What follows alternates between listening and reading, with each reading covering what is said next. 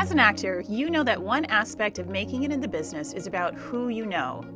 But how can you leverage your existing relationships and create new ones without feeling icky? We get it. Today we're talking about what networking really is, why it's necessary, and how to do it without feeling icky. Hi, I'm Cynthia Cortman Westphal, a Broadway music director, conductor, voice coach, and tenured faculty member at one of the top musical theater programs in the country. And I'm Chelsea Wilson, a performer turned voice teacher to Broadway stars and vocal coach on Broadway productions like The Phantom of the Opera, School of Rock, and more. Here on the Broadway Vocal Coach podcast, you can expect real talk about the business, practical advice, and constant encouragement. We believe there's space for every artist in the industry. All you need is the right support. So consider us your two-woman hype team. Welcome to the Broadway Vocal Coach podcast, where we help musical theater performers get unstuck and take the next steps in their careers.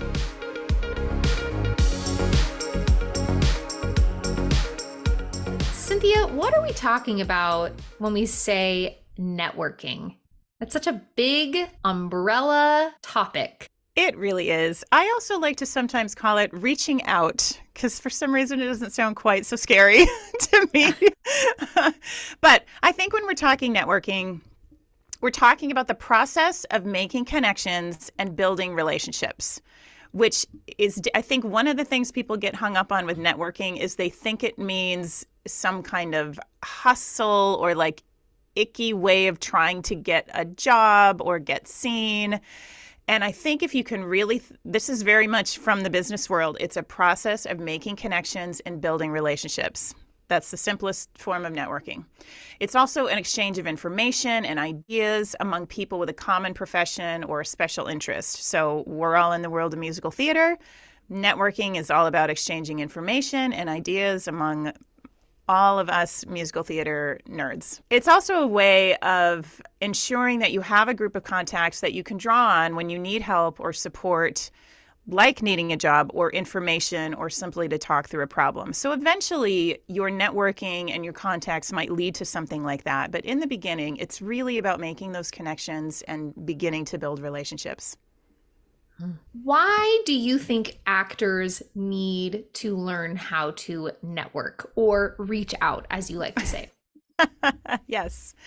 Well, I think it's important for a number of reasons. When you begin networking and you begin building these relationships, you start to build sort of a team or a group of people that can provide you with advice. It's a group of people that can start helping you find even more contacts and even more opportunities.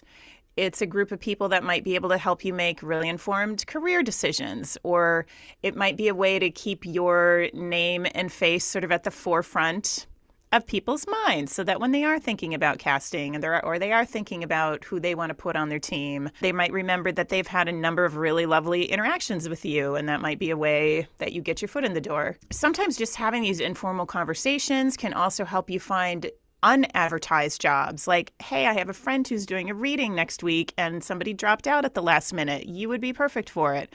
If you had not had that conversation, you would never even know about that. So sometimes it can help you find unadvertised jobs and internships. And finally, it's a way to help fellow actors and folks in the business as a business. So if you can recommend somebody for a job, or if you have made some contacts and you've made some connections and recommendations happen, it makes everybody look good. It makes the person who did the recommending look good because they've helped solve a problem. It makes the person who got recommended look good because they are now hopefully a solution to a problem.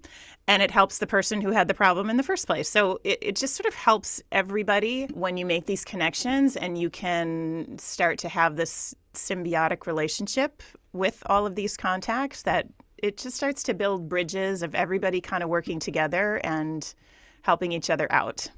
Like a network. Like a the network. Actual word, network. Yes, yeah, like exactly. It's not, I think a lot of folks get intimidated by networking because it feels like I'm just trying to get things from other people. I'm trying to draw something out of another person. I'm going to like milk my contacts for a job, for a recommendation, for whatever the case may be. But if you look at the root of the word, I mean, network, it's a fully integrated community with Yes. two-way information and exchange and ideas, and like you're saying, recommendations and all those kinds of things. And the more folks that you can be in touch with, whether it's in formal ways or informal ways, the better. You've got folks who are on your team. Let's talk a little bit about how we might get started. Maybe let's say someone's moved to New York City or to Cincinnati, Ohio, or wherever they've showed up, for the first time, and they have just really no idea how to start in the business, in the industry where they've found themselves. So how does someone get started creating their network? Well, one of the first things I think folks should do is start reading, which might sound funny to say, but honestly, unless you kind of know who's in the business and what's happening in the business, it's really hard to know how to reach out to folks in the business. So one of my biggest suggestions is to read a little bit every single day. And there's a couple easy ways to do this. Some of our favorite websites and resources are New York Times, Arts and Leisure, love it. Read it every week. One of my favorite daily pieces of information is called Broadway Briefing, and it's a daily email that comes to you, and it kind of lists all the goings on Broadway, even on the West End, sometimes concert settings, all sorts of things. It names all the names of people who are working on things. And then, of course, playbill.com is another good one. Tons of resources, but the point is, if you can do just a little bit, take 10 minutes to read every day, keep yourself up to date on shows that are opening, shows that are closing, who are the actors, who are the creative team members, and just start to get these names buzzing in your head a little bit, so that if you get a chance to meet one of these folks, you might say, hey, I heard about this new reading that you had last week at such and such. How did that go? You'll just have little bits that you can talk to people about. I can't stress how important it is to stay up to date on what's happening in the world of musical theater. When it comes to reading every day, my freshman year of college, I showed up to Musical Theater 101, and my professor encouraged all of us to set your homepage to playbill.com. So every time you opened your internet browser, playbill.com would come up. And honestly, that was my homepage for like a decade. And it ensured that every single time I opened the internet browser on my computer, I was just at least seeing headlines. Even if I didn't click into anything, I was just seeing headlines. And I think that is a phenomenal way to stay up to date. Set an alert on your phone, set a Google alert, get an Apple News alert, like select your preferences, what kinds of things you want to hear about. So easy to stay up to date these days. There's almost no excuse for not knowing what's going on in the professional theater world. So Cynthia, let's get into the nitty-gritty of this. How can we network and start to reach out to folks without feeling icky? I've got 10 ways for you. Are you ready? Before we hit the 10 ways, I would just love everyone to remember that while you're making contacts with other people, other folks will be making contact with you. You will become someone's contact. All going to become a part of each other's community. You're community building, not just networking. You're building your community. So it's the great circle of networking. You're always going to be making new contacts, but you're also going to always be a resource for other people who are also trying to make contacts. So here are 10 different ways that you can think about it. Number one, put some time into your existing relationships. Who do you already know? And I would really recommend making a list, because chances are you know far more people than you realize. And I'm talking like, who's the person you went to high school with that's now a costume designer? Or who is the person you went to college with that's now associate director on the tour of such and such? Or who are the directors and choreographers and music directors that you've worked with in any show, back from your summer stock shows, or on the cruise ship that you did, or the community theater production of The Wiz that you did in your church basement? That was me. I did that. I did that in a church on 53rd Street in Manhattan. Put all those names together, and that gives you a great opportunity to reach out. And one of the easiest ways to reach out is simply to say, hey, you were on my mind. I haven't talked to you in a long time. I just thought I'd say hi and see how you were doing. And leave it at that. The icky part comes when you start to add some things onto it, like, please give me a job, or please get me into this audition. It's not about that. This part of this number one is just reconnecting, making those connections with people you already know, and simply reaching out. There's no ask, there's no agenda. It's simply reconnecting to build some relationships back again. Something that I love that we offer to our BBC members is on their dashboard, we have an extensive list of the kinds of people or the contacts that you've already got that you can think about and start to form your list around. In fact, we've got a lot of resources for networking on your existing dashboard. So our existing members, go check that out. What's our second way to be networking, Cynthia? Second way to network is go to events. And there are so many more events than just Broadway shows. Broadway shows are really expensive, although there are ways you can get the rush tickets and you can get half off tickets and things like that. And so that's always great. But go to events like readings and concerts and cabarets and classes and master classes and like someone's open mic night. Go to the birthday party of your friends from college who you haven't seen in a long time. Like, show up. Show up. Yes, I was talking even about just events, but yeah, Chelsea, what you just said is also so good. Show up to get-togethers and parties and have parties.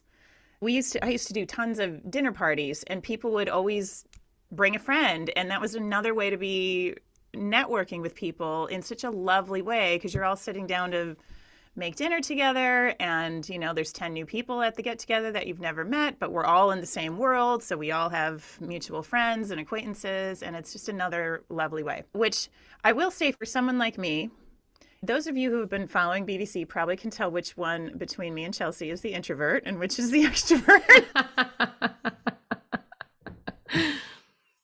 Spoiler alert, I'm the introvert.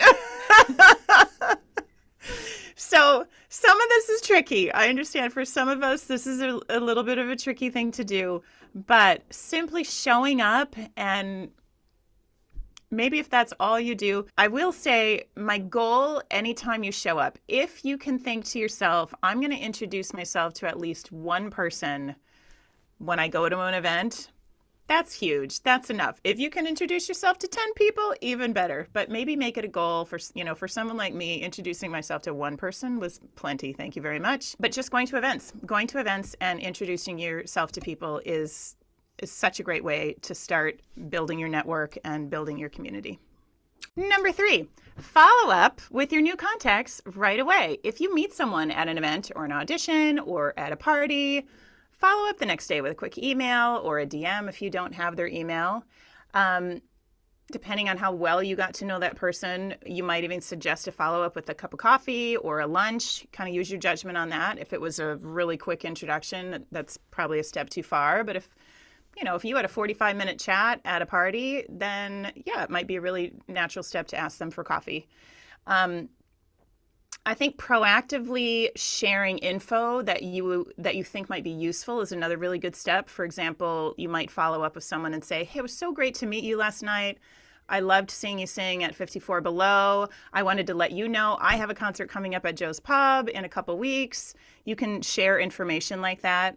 You might also share an article like, hey, we were talking about such and such last night, and I ran across this article I thought you might be really interested in. Anything. It's really just like, it's no different than like getting to know a friend or having your first date, just finding ways that you think might be interesting and nice ways to continue to make a deeper connection with someone. That's how I got my husband to fall in love with me. After we met, I sent him articles I thought he'd like, which included the New York Times review of the Cats movie, and that really won him. I really won him with that.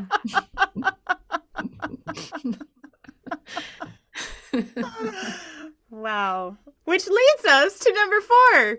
Keep it casual and use humor, which I love. I think most people do. I honestly think most people in their real life do keep it casual and do use humor. And then when we get into this networking thing, we get kind of weird and frozen and think that there's a different way to do it. And again, we go back to you are simply trying to build relationships and make connections. So continuing to think of it like a personal relationship rather than thinking you need to, quote unquote, meet useful people or find a job. You're simply trying to start some conversations. And through a series of conversations, you can start building relationships. And then you've built a network. And then just remember that when you're having a conversation, that it really is a two-way process. So remember to not just talk, that you also want to listen, ask questions, be curious, really focus on the other person. And my other bit of advice with the keep it casual and find a little humor when you can is to really expect the best. Expect that this conversation is going to go well. Expect that you're going to have something interesting to say, and so will they. I always feel like if you enter into a conversation with some enthusiasm and a sense of fun, the other person is likely to pick up on that energy as well, and you're going to have a great little conversation. I love that. It's an energy exchange. It's an exchange in every possible way. All right, what are some other practical ways that folks can continue to reach out and build their community? That leads us to number 5, use social media. Social media makes it so easy to both stay in touch with people you already know and also to reconnect with folks that you haven't talked to in a while. They're usually pretty easy to find on social media, even if you've lost track of their phone number or their email. And it's also a way to make contact with new folks that you've never met. You can start commenting, DMing, liking, all those things on social media. That leads us to number 6. Number 6. This is important. If you're going to be using social media, keep your online presence up to date. If you do reach out to someone new, expect that they might check out your profile online. And so you want to make sure that whenever anybody is going to check you out, that what they are going to discover is what you want them to discover. So if you've got some old video up there or those drunken pictures from your sophomore year of college, you know, consider curating your social media presence and your YouTube videos and all that other stuff so that it just feels like a good representation of who you are right now and what you want folks to see when they Google you. Totally agree. Number 7, when you do ask for something, if you're going to make an ask in one of these reaching out conversations, how should we do it? What should we avoid?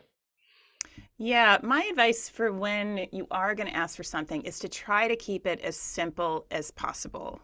If you're going to reach out to, say, a casting director in the hopes that you might be seen for something, keep it really simple. Simply ask for what you're hoping to be seen for rather than, I'm hoping to be seen for Oliver, and I have 5 songs in my book, and I was wondering which of the 5 you thought would be most appropriate, because what I was thinking was this one leans more towards that, but this one leans more towards this. And then I was thinking, do you feel like we should wear any clothes that kind of feels like the world of Oliver, or don't you think that matters so much? And I work on Mondays, so if I could be seen on a Tuesday through Friday, that would be really great, except I work in the mornings on Tuesdays as well at my other job. So, Yeah. And believe it or not, people send me things like this sometimes where they're asking me for some kind of favor or some kind of advice.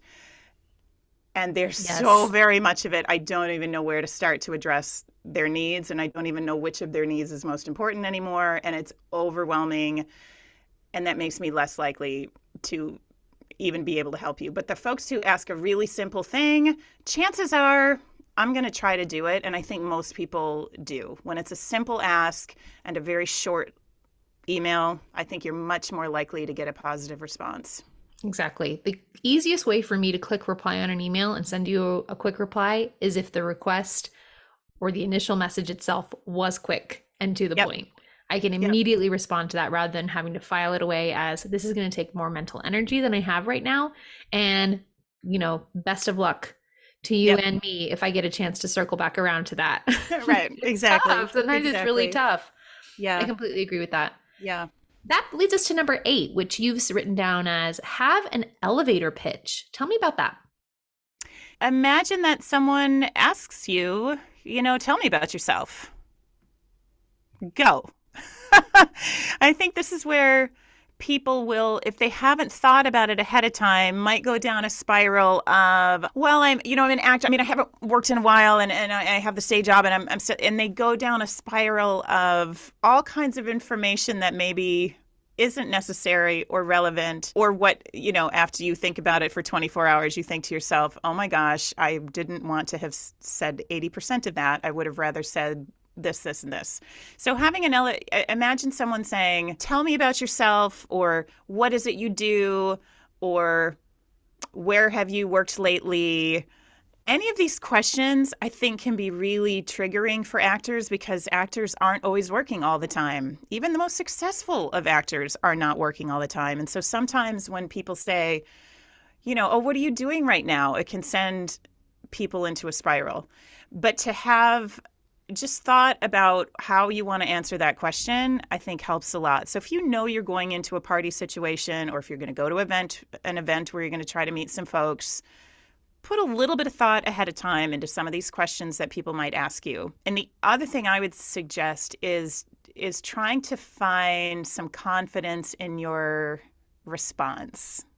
I think a lot of us tend to get really self-deprecating and feel like we're being arrogant or overly confident if we say nice things about ourselves and positive things about ourselves. But I don't think that's the case, actually. I think it's really exciting when someone answers with confidence and security.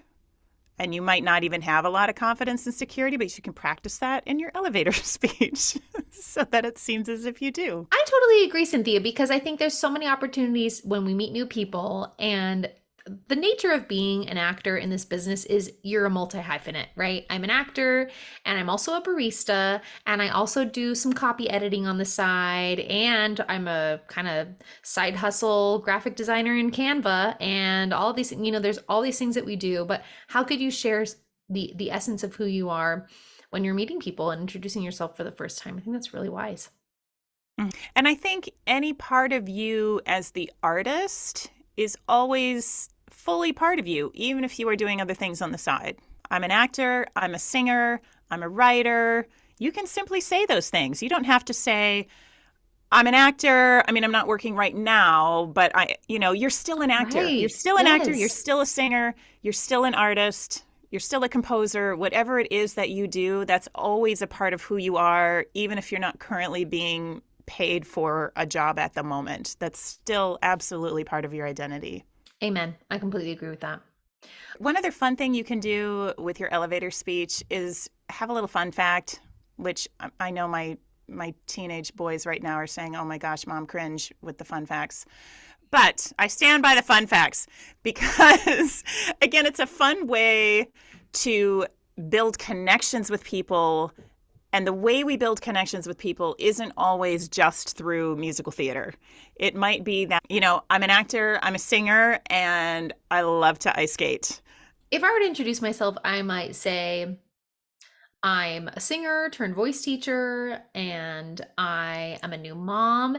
And the best thing that I've read lately is I'm Glad My Mom Died by Jeanette McCurdy. Have you read that yet? Exactly. I actually always love asking people what they've read or watched or listened to lately that they like, because people love to talk about what they're watching, listening to, reading lately. And like you said, some kind of a fun fact or whatever you've been up to recently is always a great diving off point. When you run into those folks again, what I find is often it's like, oh, you're the ice skater. Yes. Oh, you're the person who just finished the marathon. How did that go? People remember the silly fun facts sometimes in a way that they don't always remember all of the other, more business related things. Oh, you're totally right. That's a really I think great that's point. a fun way to make connections. Number 9, Cynthia. Number 9. This should probably be number 1, but it's number 9. Always say thank you. I think everybody knows this, but if you've reached out to anybody and gotten a response, say thank you. If someone gave you a piece of useful information, say thank you. If they met you for coffee, definitely say thank you. That's sort of a big thing. If they've done anything, even if you just went to a cabaret the night before and it really moved you, write a note the next day that says, thank you. I had such a wonderful time at your concert last night. It really moved me. It really touched me. Thank you so much for what you offered last night throughout your concert. There's a million reasons to say thank you to people. So find any and all of the ways and do it. I just think saying thank you is always, always a good thing to do. Number 10, this one's kind of a pain in the butt, but I stand by it. Keep a spreadsheet. Keep a spreadsheet, and then here are sort of the wash, rinse, and repeat of networking. You're going to reach out, you're going to track the response, you're going to follow up, and you're going to repeat that cycle again. Let's say you reach out to someone and ask them for a cup of coffee because you want to pick their brain about something. And they respond and say, thank you so much for reaching out. Unfortunately, my calendar is really booked for the next few months, but feel free to reach out again sometime in May or June.